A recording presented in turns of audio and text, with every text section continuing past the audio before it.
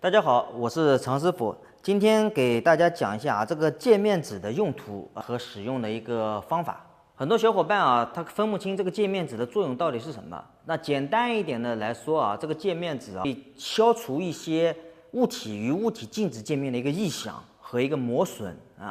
那比如说中轴这五通这里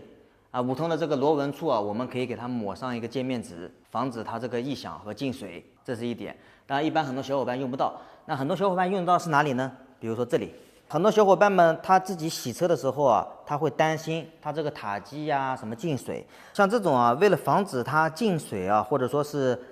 飞轮跟塔基的一个异响，我们可以用这个界面纸给它涂抹均匀，在这个塔基处涂抹均匀。这是新轮，我就不抹上去了，这跟大家演示一下，从这个地方开始抹。还有呢，就是像这种脚踏的异响和防止脚踏到时候进水难拆，我们可以在这个脚踏的这个螺纹处也可以抹上这个界面纸。那么界面纸还可以呢抹到这个筒轴处，筒轴的螺纹和筒轴杆上面，防止它这个筒轴这边的一个异响。以上呢是界面纸对于一些骑行的小伙伴呢最常见的一些的用法。如果对你有帮助，记得点赞加关注，谢谢。